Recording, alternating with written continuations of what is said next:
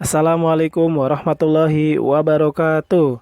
Selamat pagi anak-anakku semuanya. Berjumpa lagi dengan kami, Pak Aziz, Pak Marwan, dan Bu Alfi dalam menyampaikan video materi pembelajaran jarak jauh untuk kalian yang masih tetap di rumah saja.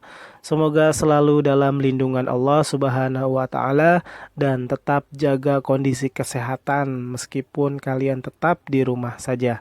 Pada pertemuan kali ini, Bapak ingin menjelaskan mengenai muatan pelajaran IPA masih dalam tema 5A yaitu organ gerak hewan dan manusia. Pada pertemuan 2 minggu yang lalu kalau tidak salah, kita sudah belajar tentang organ gerak hewan. Pada pertemuan kali ini, kita akan membahas tentang kelompok hewan vertebrata dan avertebrata. Kelompok hewan vertebrata dan kelompok hewan avertebrata. Kelompok avertebrata ini nama lainnya juga bisa disebut invertebrata, itu sama aja. Apa sih vertebrata dan avertebrata itu, atau ada yang sudah membacanya di buku tema 5A? Yuk sama-sama kita intip. Vertebrata yaitu hewan yang memiliki tulang belakang. Yang kedua, alat geraknya berupa otot dan tulang. Kalau di pertemuan sebelumnya, manusia itu alat geraknya ada 3, yaitu otot, tulang, dan satu lagi ada yang namanya persendian. Tetapi di dalam hewan hanya ada 2, otot dan tulang alat geraknya. Yang ketiga, tulang-tulangnya bergabung membentuk rangka dalam. Tulang-tulangnya membentuk rangka dalam yang berfungsi untuk menyangga bagian tubuhnya. Mereka semuanya, tulang-tulang itu semuanya bergabung untuk menyangga bagian tubuhnya. Rangka dalam setiap hewan vertebrata pun berbeda-beda. Yang hidup di darat juga beda, yang hidup di air juga berbeda. Selanjutnya yang avertebrata akan dijelaskan oleh Bapak Marwan Suwarto. Baik anak-anak, selamat pagi semuanya. Berjumpa lagi dengan Bapak Marwan.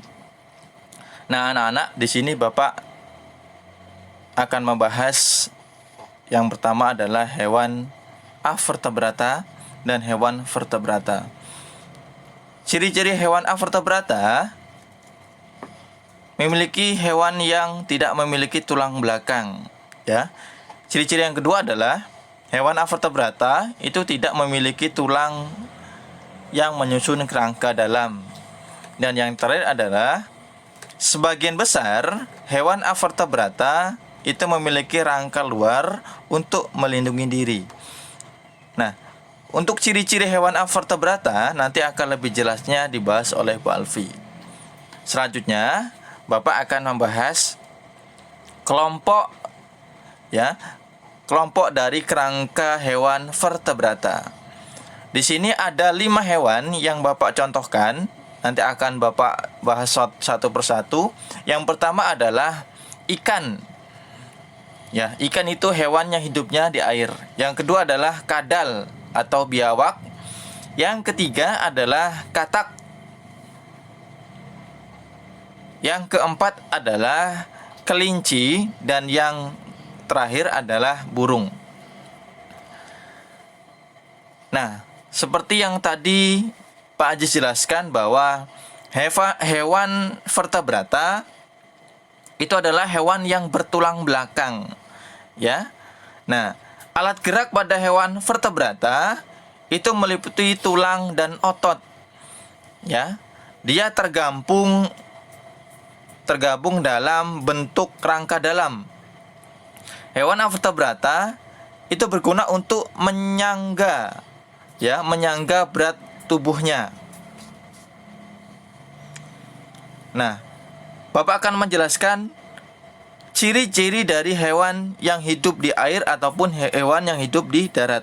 Nah, tentu memiliki perbedaan dari masing-masing hewan, baik itu dari tempat hidupnya, fungsinya, dan cara hidupnya. Nah, kalau hewan hidup yang di air itu seperti ikan, dia mempunyai bentuk tubuh seperti torpedo, ya. Yang anggota geraknya itu berupa sirip, ya, sirip belakangnya. Ya, sementara hewan yang hidup di darat itu memiliki tulang, ya, tulang belakang yang melengkung, ya. Sebagai apa? Sebagai penyangga berat tubuhnya. Nah, Bapak akan menjelaskan yang pertama adalah ciri-ciri dari hewan yang hidup di air, yaitu ikan. Ikan, seperti yang kalian ketahui bahwa habitat hidupnya adalah di air, ya. Nah, alat gerak aktif pada hewan ikan, dia berupa otot bersegmen atau disebut dengan miotom, ya.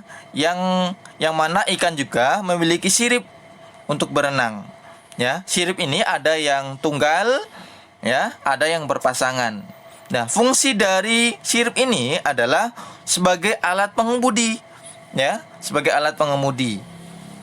Nah, dan sirip juga itu terdapat tulang rangkanya, ya, atau disebut dengan jari-jari sirip. Nah, itu adalah ciri-ciri dari ikan.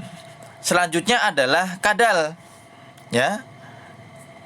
Ada yang tahu bagaimana cara geraknya kadal? Ya, kadal itu bergerak dengan cara merayap, ya. Dia memiliki 4 kaki, ya, yang terletak di samping tubuhnya, ya. Nah, badan kadal itu yang menggantungkan di antaranya kaki, ya. Kakinya dia menopang pada kakinya.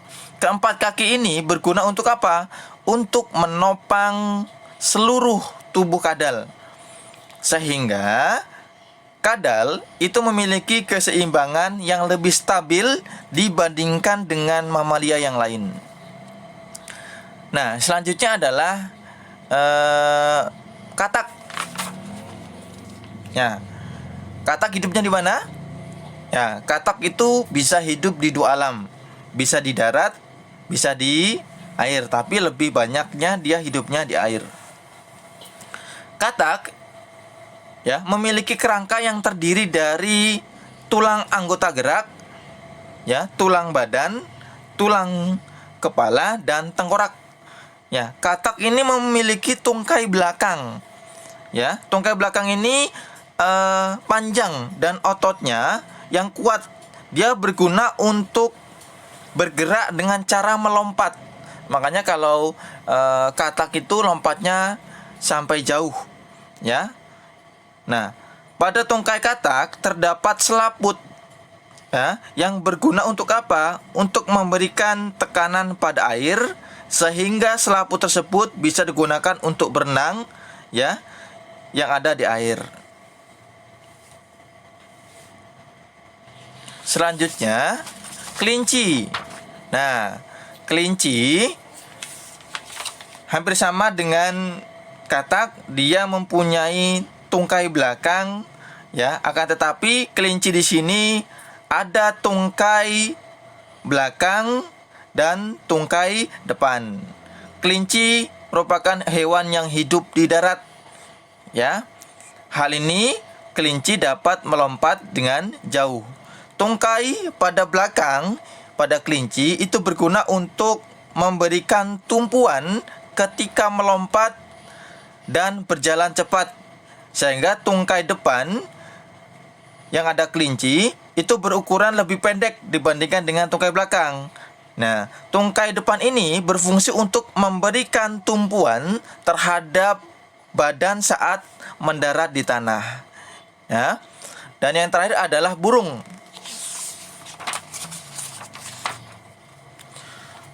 Burung,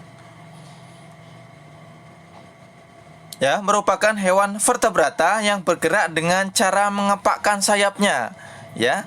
Dia terbang, ya, terbangnya di udara. Nah, sayap burung itu tersusun dalam rangka yang ringan dan otot yang kuat. Otot-otot tersebut itu melekat pada tulang dada dan berguna untuk mengendalikan sayap pada saat terbang. Nah, Burung bergerak itu dengan cara mengepakkan sayapnya ya ke atas, ke bawah, sehingga apa? Sehingga tubuh burung akan mendorong ke atas dan terbang di udara. Nah, itu anak-anak 5 hewan yang dapat Bapak berikan sampaikan hari ini.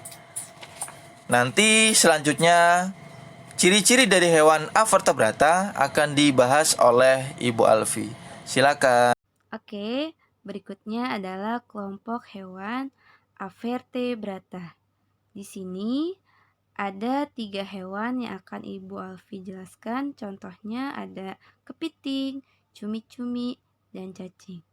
Yang pertama adalah kepiting. Nah, kepiting termasuk adalah hewan antropoda, di mana kepiting memiliki kaki 10 atau berkaki 10. Nah, ternyata kepiting mempunyai ekor yang sangat pendek. Tubuhnya ya dilindungi oleh cangkang yang sangat keras tersusun dari kitin. Nah, kitin itu adalah struktur yang digunakan untuk menyusun eksoskeleton yang ada pada hewan antropoda. Contohnya adalah kepiting.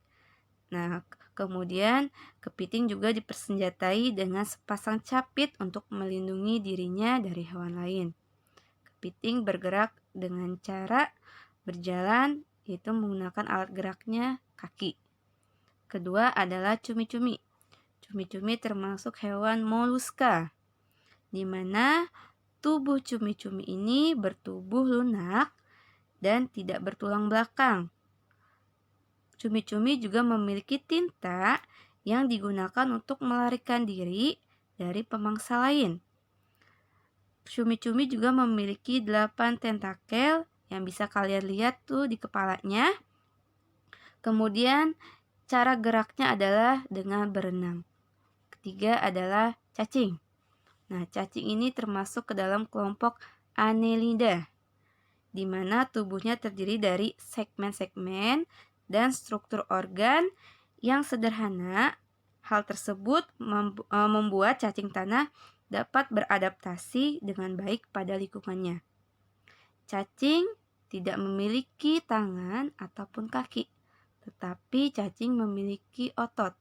Nah, ototnya ada 2, yaitu otot memanjang dan otot melingkar. Di mana dari kedua otot tersebut, itulah otot yang dapat membantu pergerakan cacing dapat menembus ke tanah. Nah, itulah ciri-ciri dari ketiga hewan avertebrata yang Bu Alfi jelaskan.